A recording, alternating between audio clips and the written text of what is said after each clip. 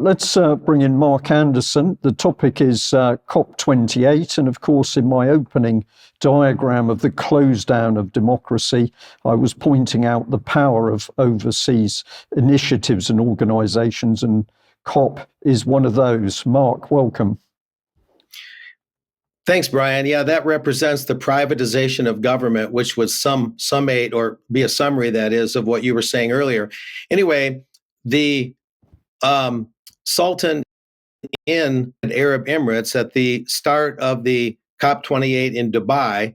It started November 30th. It runs all the way through December 12th, as I mentioned last week.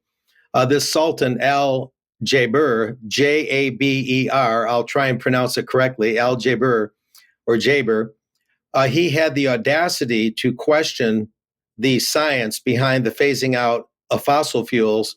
And he's basically the MC or the lead voice here at the summit. I wanted to stay on that previous slide just for a moment. The Guardian doesn't get a whole lot of things right, but we'll read the headline.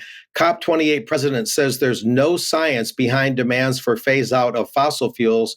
A little bit of info to share here. The president of COP28, that's his exact position, Sultan Al Jaber, has claimed there's no science indicating that a phase of fuels is needed to restrict global heating and keep it at 1.5 degrees Celsius. This is the North Star, according to the people at this summit. Jaber said a phase out of fossil fuels will not allow sustainable development unless you want to take the world back into the caves, he had the audacity to say. Of course, the hosannas of disgust by the globalists are still being heard. The comments were incredibly concerning and verging on climate denial. How dare he, said a UN official, and people are just having a hissy fit about it. And we'll move on from there. The mission for COP28 is coming up here. And the position here stated from a European Union website is, as I mentioned, from November 30 to the 12th of December, COP28 brings together the parties to the UN framework on the UN Framework Convention on Climate Change. And that, of course, includes all 17 Sustainable Development Goals that the world must be forced to adhere to. They include the EU and all EU member states. The EU was represented by European Council President Charles Michel, European Commission President Ursula von der Leyen, and the Spanish presidency of the Council. The EU delegation is led by the European Commission and the Spanish presidency. The Council stressed the global ambition must substantially be upheld. We're getting a little bit of distortion of the image there. I can't quite read the slide. It says, I don't know why.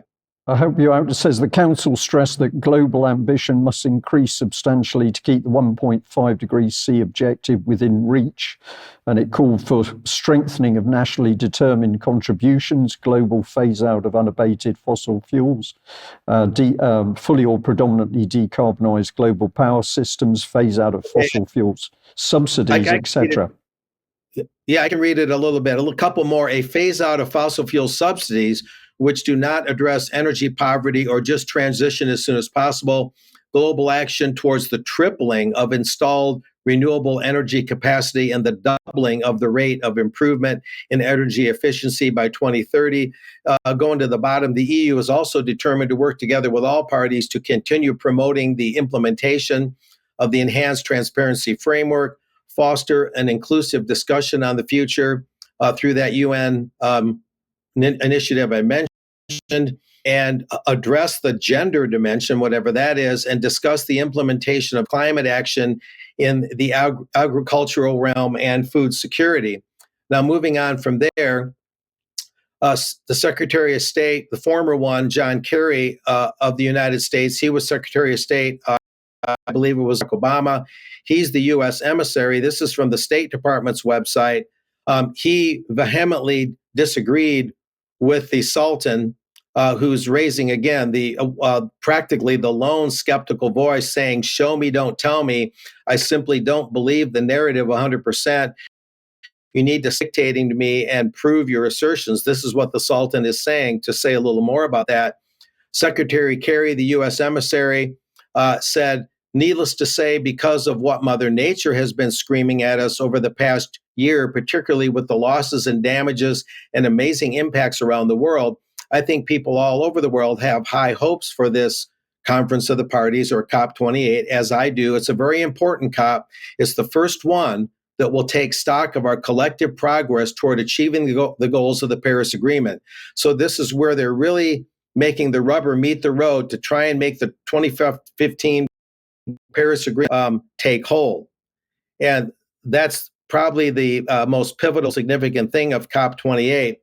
And there's a mention by former Secretary of State, now U.S. Emissary to COP28, John Kerry. There's a mention by him and others of this concept, global stocktake. And I show the website there where people can read more at McKinsey.com. But what is the global stocktake? And it's simply this. The global stocktake is an assessment of progress made toward mitigating global warming since the Paris Agreement in 2015. The results from the ever global stocktake will be discussed at COP28. So there's several days to go with COP28 lasting until December 12th. But that's what's going on now. The Sultan is raising Cain. They're shouting him down. They don't want to hear it.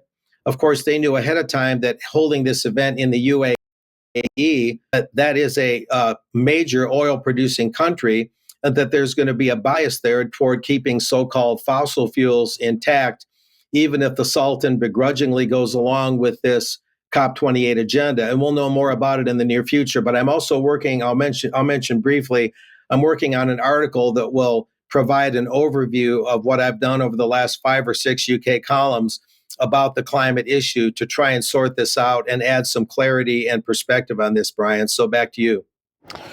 Okay, Mark, thank you very much for that. Well, of course, very powerful discussions going on there with COP, and those policies will come straight back into UK national governmental policy, we can be sure. So who is running the country, COP or our own government? I'll leave the audience to answer that question.